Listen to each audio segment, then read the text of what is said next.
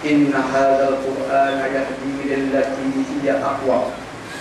Maksudnya sesungguhnya Quran ini mampu membimbing manusia pada sesuatu yang aqwam. Apa dia aqwam, tuan-tuan dan puan-puan? Apa dia aqwam? Ini suatu jaminan daripada Allah. Seringkali dia minum pimpinan dengan izin ini saya beritahu ayat ini saya ulang-ulangi. Cakap tuan-tuan dan puan-puan yang mendengar, hafaz ayat ini dan faham maksudnya. Faham maksud aqwam. Sesungguhnya hadzal Quran ini mampu membimbing manusia pada sesuatu yang aqwam. Jaminan ilahi. Tapi kita perlu memahami maksud kalimat aqwam. Apa dia aqwam?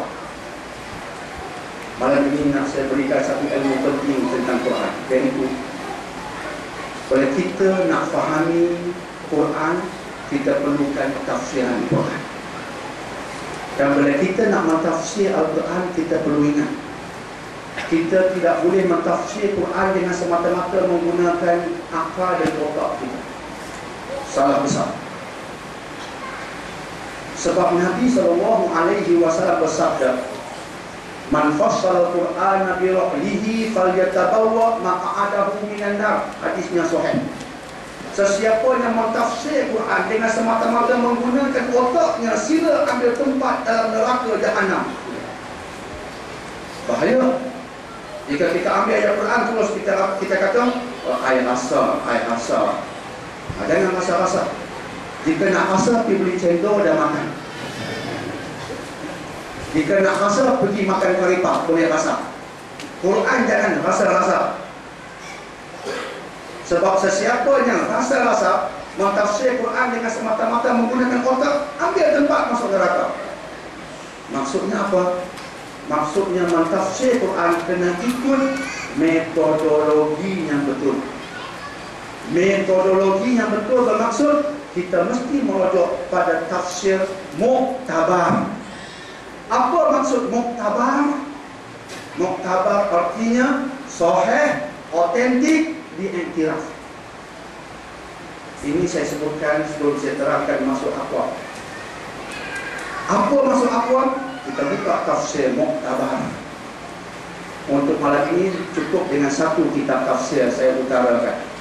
Kitab tafsir yang singkatannya ialah Tafsir Qurtubi. Nama kitab penuhnya ialah Al-Jami' li Ahkamil Quran. Dan kitab tafsir itu disebutkan aqwam ialah yang paling benar, yang paling adil, dan yang paling tepat.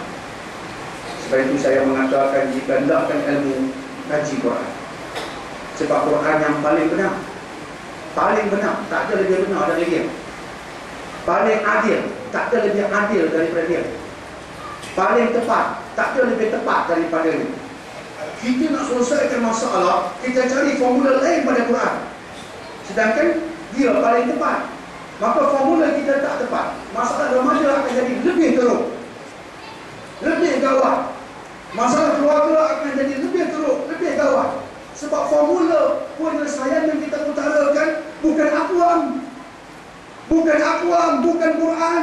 Formula manusia, hawa nafsu manusia. Nak selesaikan masalah remaja, berbanyakkan hiburan bagi mereka. Kacau. Selamat. Sebab Quran yang paling benar, paling adil, paling tepat. Sebab itulah tuan-tuan dan puan-puan, kaji Quran. Boleh tak saya cadangkan pada tuan-tuan dan puan-puan yang berkeluarga, di rumah kita, biasa rumah orang Melayu, masuk rumah, Assalamualaikum, mesti bilik tetamu. Mesti bilik tetamu. Di bilik itu mesti ada sebuah almari. Dalam almari itu biasanya ada pinggan mangkuk. Betul tak? Betul tak? Melayu tuan-tuan, Melayu. Masuk bilik tetamu mesti ada sebuah almari. Dalam almari mesti dipenuhi pinggan mangkuk yang jarang-jarang digunakan. Seringkali jika saya masuk rumah orang Melayu yang sedemikian rupa, antara soalan saya tanya, "Kak, pinggan mangkuk ini untuk siapa, Kak?" "Untuk orang besar-besar." Kalau orang besar tak datang, yang datang orang kecil pada saya ni. Tikak ni buat naik pada pinggan mangkuk. Baiklah kak guna untuk beri kak sendiri lagi batu. Mereka simpan ni tunggu orang besar-besar datang yang entah bila nak datang. Kak buang duit, kak hasilkan kawasan yang penting di rumah kak. Jadi apa cadangan doktor? Alhamdulillah kak tanya. Cadangan saya kak buang di pinggan mangkuk. Doktor mahal, bukan buang ke bawah. Tak bawa katil. Tak bawa katil. Jangan gunakan. Tak bawa katil. Habis tu doktor, almari kosong. Itu tujuannya. Nak kosongkan almari. Kena kosongkan dulu. Baru kita boleh sebut isi. Lagi isinya pinggan mangkuk. Bukan selalu digunakan. Bukan pentingwan. Bukan utama pun pinggan mangkuk. Di dapur dah ada pinggan mangkuk. Kak, jika orang besar datang, jamu dia dengan pinggan mangkuk yang kak gunakan. Baru dia tahu hidup kak macam mana. Ni kak pakai pinggan mangkuk yang teruk. Orang besar-besar bagi pinggan mangkuk yang special. Dia kata, oh dia mana okey. Kak bagi pinggan mangkuk yang sempit itu biar dia makan tersedap banyak kali. Teruk betul ya rakyat ni. Aku kena tolong mereka. Bagi pinggan mangkuk yang pecah tu. Jadi pinggan mangkuk yang istimewa ni tak bawa katil. Doktor, almari kosong. Cantik. Sekarang kita bincang buat isinya. Isinya adalah antara dengan kitab tafsir Al-Azhar oleh Hamka. Tuan-tuan belum beli ya. Tafsir Al-Azhar oleh Hamka. Nak sebut tafsir Qurtubi, bahasa Arab. Nak sebut tafsir Ibn Kathir yang saya rojok tadi, Arab. Nak sebut tafsir Syekh Hawa Al-Asad di tafsir, Arab. Nak sebut tafsir At-Tabari, Arab. Beli buat apa? Macam pinggan mangkuk Al-Qur'an tu Arab tak pakai. Betul kak. Beli yang kita boleh pakai. Tafsir Al-Azhar oleh Hamka. Saya beli tafsir Azhar dia awal sampai hadis. Saya tengok tafsir dia, Masya Allah. Kita boleh faham. Dan tafsirnya kontemporari. Apa benda kontemporari? Semasa. Cantik tafsirannya. Maka beli tu tak mahal. Sekali beli seumur hidup. Letak di bilik tetamu. Tapi jangan letak saja. Setiap hari baca 10 ayat.